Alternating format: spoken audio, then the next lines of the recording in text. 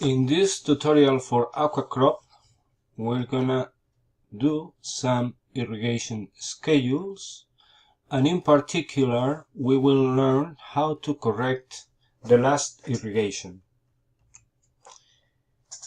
The problem here is that most programs for calculation of irrigation schedules based on the water balance do not care for the soil water content at the end of the season. This is important in many locations because we don't want much water in the soil during the fallow period in order to store rainfall and reduce nitrate leaching. AquaCrop, as many other programs, calculates irrigation dates and amounts, but the procedure may lead to large amounts of water left in the soil after harvest. This can be corrected using a simple water balance as shown in this tutorial.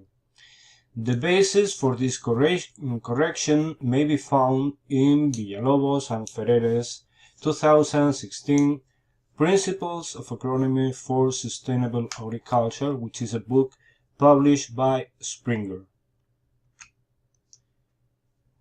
In this tutorial, we will review a case study for a sorghum crop grown in Hinojosa, which is in southern Spain, on the year 2012, being planted on April the 1st on a sandy loam with 1 meter depth, but with a restrictive layer at 0.6 meters. The criteria for irrigation scheduling are: first, to calculate the dates for irrigation, we irrigate whenever the readily available water is used. The readily available water is the amount of water that the crop can extract from the soil without reduction in its evapotranspiration. The criteria for deciding the irrigation amounts is applying amounts to bring back the soil to fill capacity.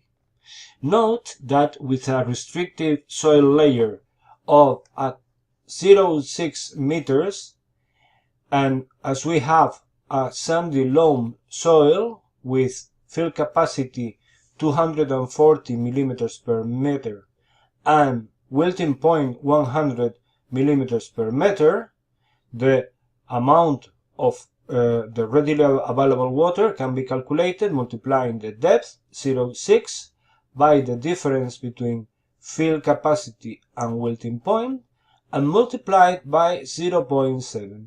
This is a factor that is usually assigned for the fraction that the crop can use without stomatal closure. By multiplying these three values, we come up with an amount of 59 millimeters, which is the readily available water. Then we're going to go to AquaCrop. We start the program. We're going to choose climate. We go and select create climate file, and we look for data from Hinojosa. Here we have a file with data from Hinojosa from 2012 to 2014. Okay, we have selected. Hold it, because we can display what are the climatic characteristics. The rainfall in this location, you can see that is not very frequent. We can have a look at the mean monthly rainfall here. We see a typically Mediterranean pattern with rainfall in the autumn, winter and spring, and almost no rainfall during the summer. This is the evapotranspiration, the green line, expressed in millimeters per month. We can see the reference evapotranspiration as monthly means. We see that the maximum values during the summer are around 6 millimeters per day, and during winter are below 2 millimeters per day. The temperatures are not too extreme.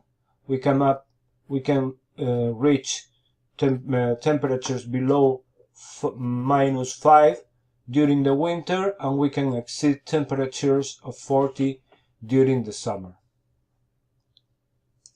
Okay, we have already chosen the climatic file. We said that we're gonna use a sorghum crop. So we go and select. We have many crop files here, and the one that we're gonna use is the one that I have called sorghum std for sorghum standard. We're gonna be sowing on April the 1st, as we said. So we change here to April the 1st, 2012. Okay.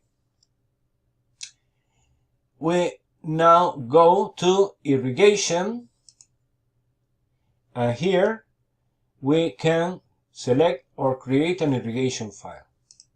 Okay, we go here, and among the possibilities, we can calculate net irrigation water requirements, use an irrigation schedule, which means that we input dates and amounts of irrigation, or we generate the irrigation schedule, which means that the program calculates irrigation dates and amounts.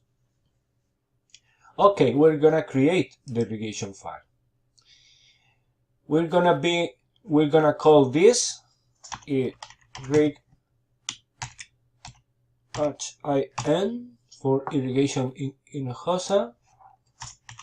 Irrigation in Hinojosa. We're gonna have a sprinkler irrigation. 100% of the soil surface is wetted.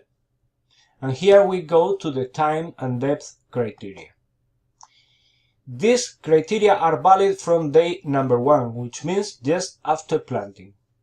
We said that we're going to irrigate whenever we have depleted the readily available water. So here we put 100, which means that we're gonna use 100 of the readily available water. This is the time criteria. We could also use other criteria, but now we are using a very simple criteria. The depth criteria, which means how do we calculate the amount of irrigation, is going back to field capacity, which is fine because that's the one that we had selected. Then we click on create. So now we have already the climate, the crop, the irrigation, and now we only need additionally a soil profile. We're gonna use a file already created, which is SL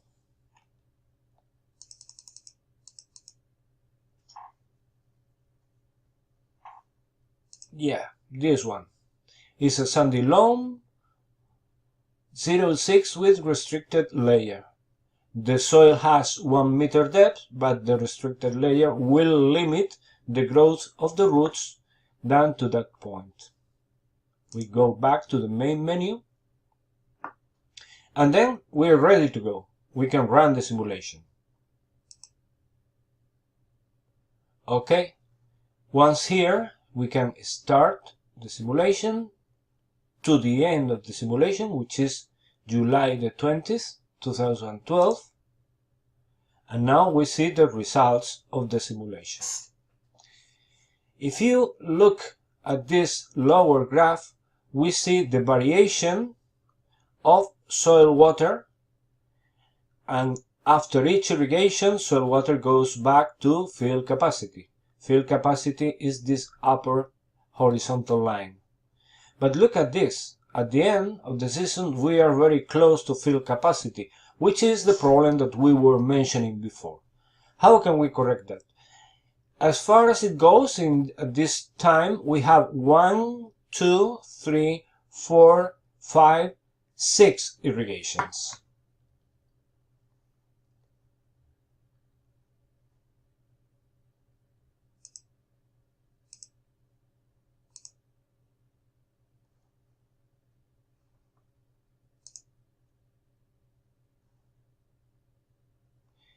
Look at this. The total irrigation is 367.4 millimeters. And these are the 6 irrigations with the dates expressed as days after sowing. The last irrigation is very close to harvest. Let's see what can we do about this. Well, we go to the folder where we have AquaCrop. We go to the folder outp, and here we see, hold it, first we have to save the outputs to disks. The output files are all this. In principle, we would only need the soil-water balance, but we can export all of them. Okay, now we go and go to the AquaCrop folder, outp, and this is, and we look for the project waterbalance.out. Hold it. We're gonna open that using Excel.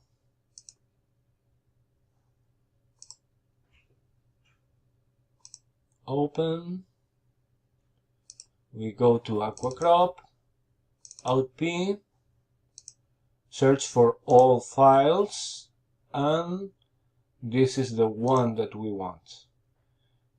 We open the file, and then we said that those are delimited data separated by spaces. And here we have the file. First of all, we put some spaces here to have the units okay. And this column is water content total. This value of water content total is giving us the total water content in the 1 meter depth of the soil. But as we said, we have a restricted soil layer at 0.6. First of all, what we're gonna do is to convert these values of water content to soil water deficit, which is more convenient. To do that, if we have a soil of 1 meter with fill capacity of 240, this means that the soil water deficit is calculated as 240 minus the total water content. And in this column,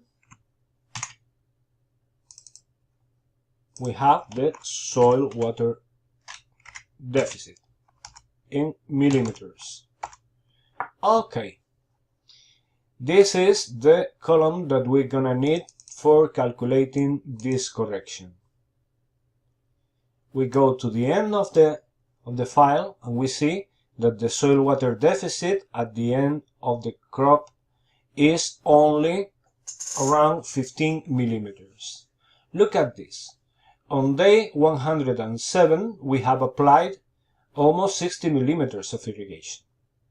The correction that we need to apply is calculating the amount of irrigation for the last irrigation as the soil water deficit initial, which is the soil water deficit just before the last irrigation, 55, plus the sum of evapotranspiration, which is this column,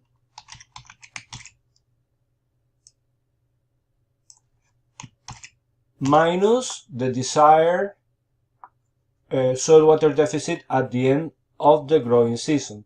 For 60 millimeters, this would be 72. So this would be the